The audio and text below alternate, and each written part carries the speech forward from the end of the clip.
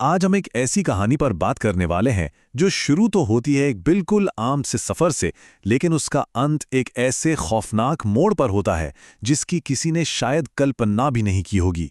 जरा सोचकर देखिए, रोज की तरह आप घर जाने के लिए ट्रेन पकड़ते हैं, पर वो आपको आपकी मंजिल पर नहीं बल्कि कहीं और ही ले जाती है। एक ऐसी जगह जहां से वापसी मुमकिन न हो। आज की कहानी कुछ ऐसी ही है। तो ये कहानी है 21 साल की मोनिका की, एक आईटी कंपनी में काम करने वाली आम लड़की जिसके लिए देर रात लोकल ट्रेन पकड़कर घर लौटना रोज का काम था। उसका रूटीन आप कह सकते हैं बिल्कुल पक्का था। रात के ठीक 12 बजे शिफ्ट खत्म होती, फिर वो अपनी साइकिल से स्टेशन पहुंचती और करीब 12:30 बजे अपनी ट्रेन का इंतजार करती। सब कुछ इतना नॉर्मल था कि किसी गड़बड़ का तो सवाल ही पैदा नहीं होता।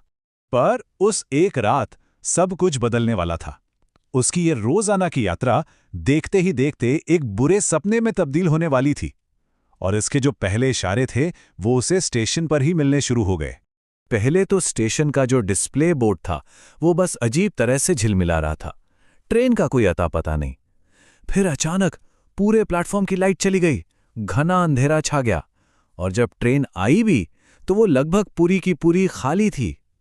ये सब देखकर मोनिका के दिल में एक अजीब सी बेचैनी होने लगी थी। वो घबराकर तुरंत अपने पापा को फोन लगाती है, और उसकी कांपती हुई आवाज में जो डर था वो साफ महसूस किया जा सकता था।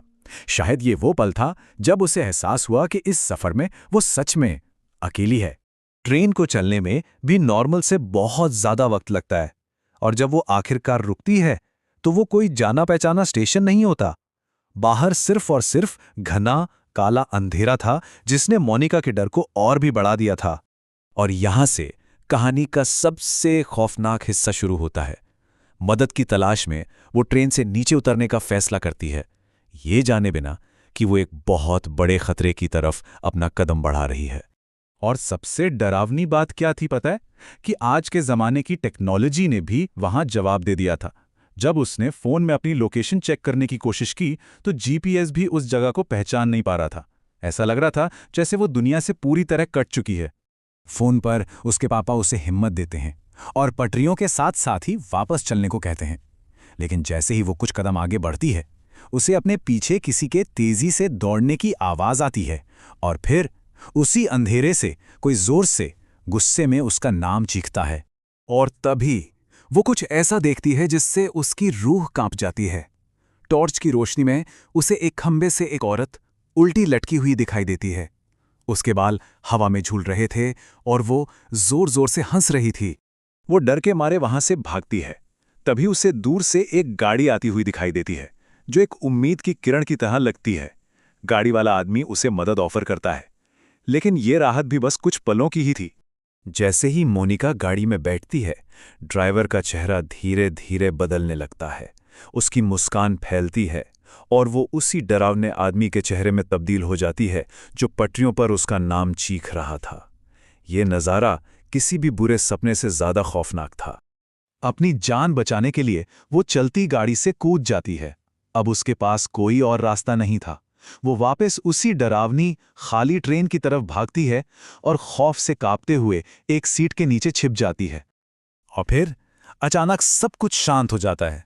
सब कुछ नॉर्मल लगने लगता है। पर क्या ये खौफनाक सपना वाकई खत्म हो गया था?